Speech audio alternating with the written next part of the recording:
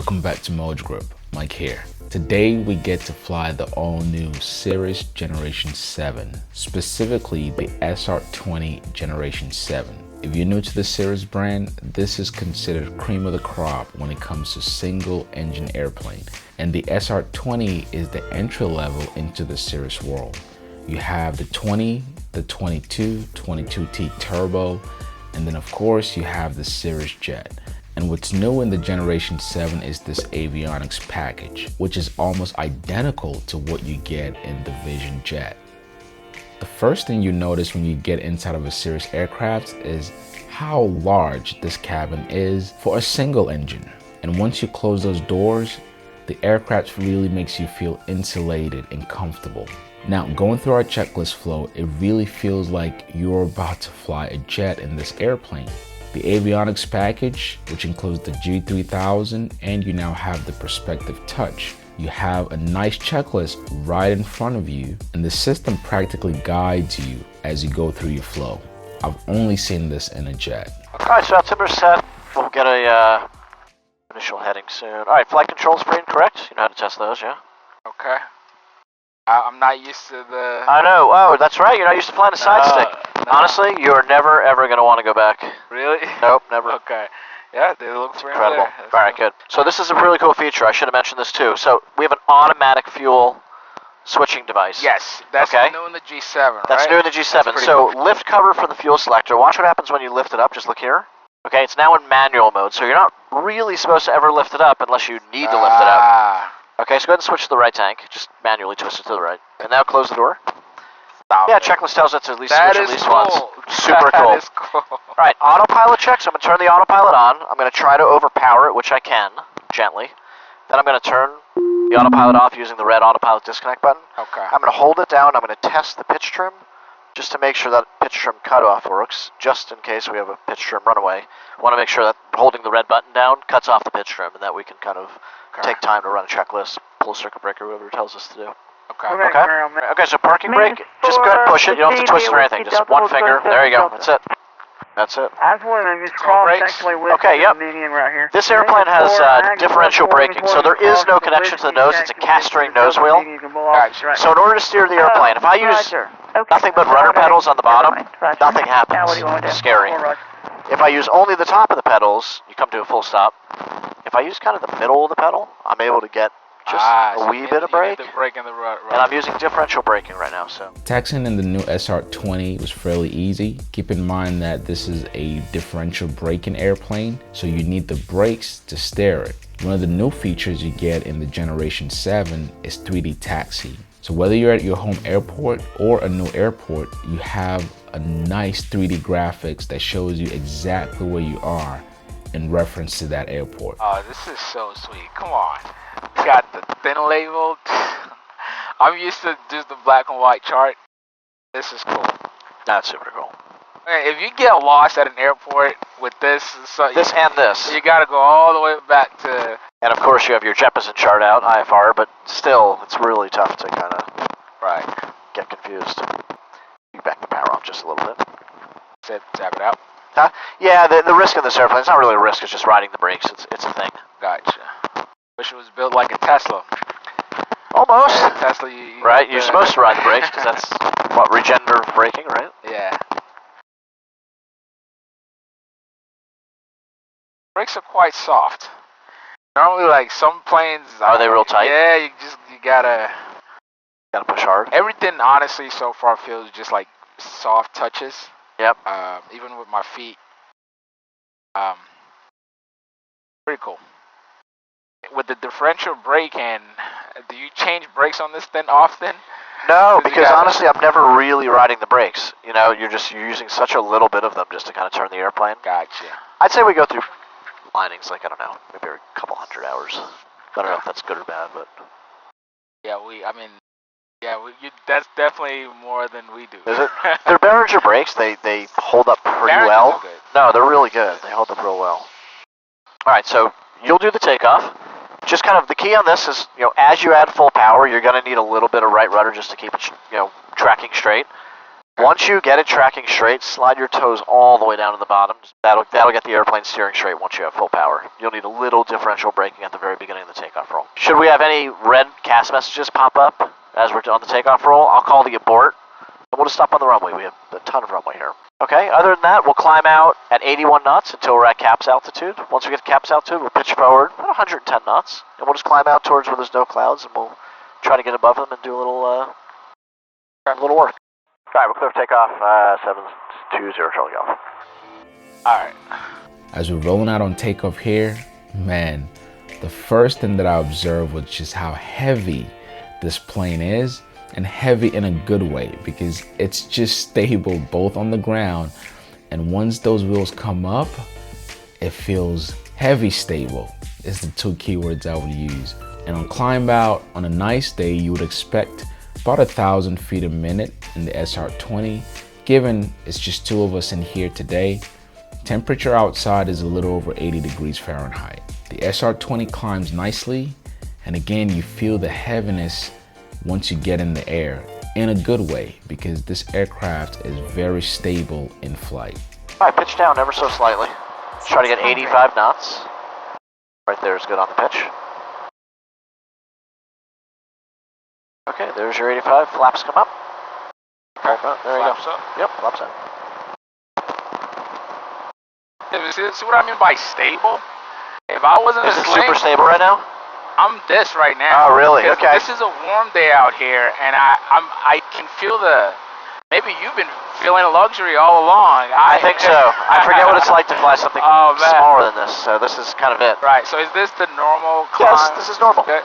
Yeah, I mean, it's hot out here, right? So how high do you want to go? Just under 500 or? We go up to 35, and we're out of everyone's airspace. Rough traffic, runway 7, clear for takeoff, clear track 145. What do you think about that? We'll just kind of head out towards the lake a little bit. I don't know where I am either, so I'm kind of winging it here, but I know we're out of Atlanta's airspace. Right? I'm used to finger flying in the lighter planes that I've flown, but in the Cirrus, you grab that handle with your entire hand, but you're not shoving it either. Gentle touches, and the airplane just flows in the direction that you want it. Oh, and did I mention that in the Cirrus aircraft, you get air conditioning? Again, I'm not used to that. On a crazy warm day like this, that cabin was cool as it can be. Yeah, man, this is so bumps. Well, good. This is great then. I'm glad you're experiencing this, because this to me is just like nothing on a warm this is an easy day. New Jersey day. Oh my God. This is like nothing. This is a lot in the sling. I'm telling you, man. I believe you. You have no idea what I'm used to. I totally believe you. So you'll notice on the fuel flow gauge in gallons per hour, that blue line pops up. All you do is just lean back, so your mixture's to the right of you. Yeah, just go ahead and lean your mixture back slowly until this white caret is right on the blue line. It's going to end up being 12.5 or something like that.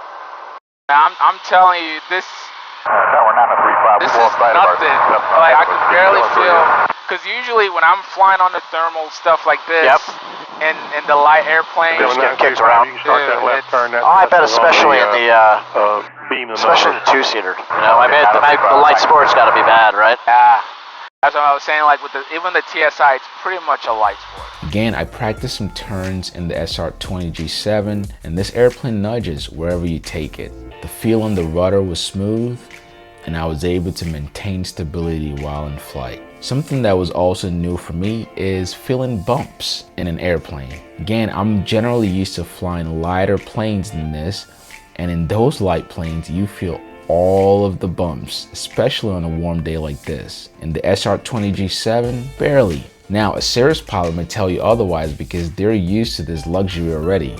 I'm not. My feedback right now, one, for sure, I feel like this is a heavier plane that I'm generally used to, even though this is an SR20 model. Yep, still heavier. It's still heavier. Even I can feel it with the control, because in a sling, for example, it's like a sport car, man.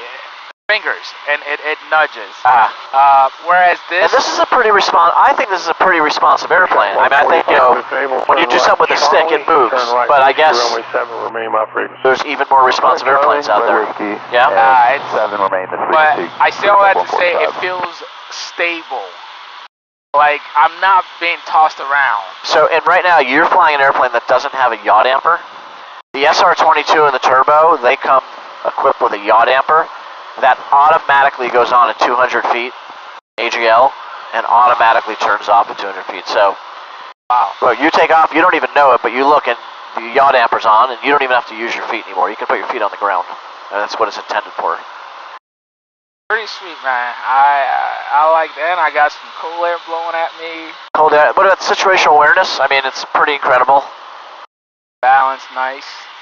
So what do you say about folks who have, you know, clearly there's some serious haters out there, right? Yeah. And I think, honestly, except you have an infatuation or respect for what Cirrus has been able to do, or maybe you fly one, you know, there's a lot of people, for example, who talk about the wing, saying, I've heard sayings like, well, the reason why they have to have a parachute is because they can't spin. Yeah, and they, you know, something about the design of the wings. So, I think people hate Cirruses for three reasons. One, there's just the ones that hate it because I think it's kind of a prima donna type of airplane. Air conditioning and, you know, airbags. And that's also like, that's bucketed in the same category as the ones that feel like it's not a real pilot's airplane. Right?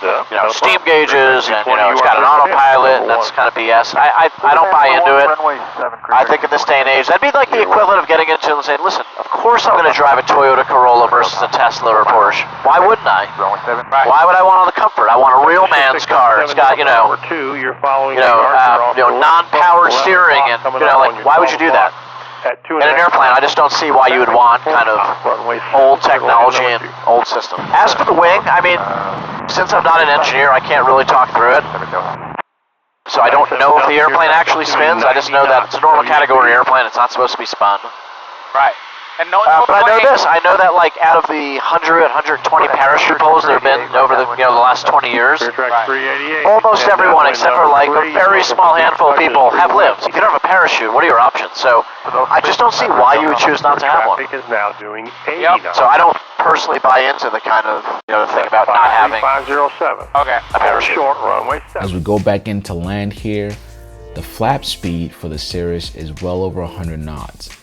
Again, something I'm not used to. Generally, I put on my flaps once I get down to about 85 knots in all the airplanes that I've flown. But in a high performance aircraft like this, you do have some window to put down the flaps at over 100 knots.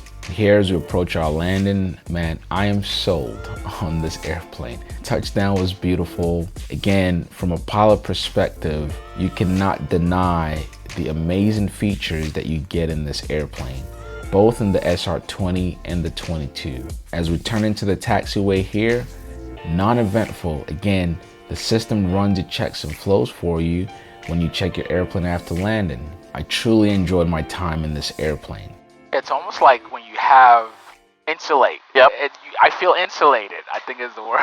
Oh yeah, no, it's I feel insulated. It's posh, it's heavy, it's very comfortable. Yeah. You know, you should feel good getting out of your Tesla and getting into this car, or this airplane rather, right? Yeah. Now, who is the SR20 for, or the SR22? For one, it's for the pilot who can afford it, because intro to the Cirrus market, you're looking at $600,000 or more just to get into an SR20. And this is what a lot of pilots will bark at. But again, once you experience flying this airplane, you truly see what you're paying for. And there are tons of features in this new Generation 7 that you will not find in any other aircraft, even more advanced aircraft. So consider your wallet, consider your mission, and consider the type of experience that you like to have. But I definitely think that a Cirrus Generation 7 should be on your buy list. Thank you all so much for watching. I hope you enjoyed the flight video. If you did, please give the video a thumbs up. If this is your first time, make sure you subscribe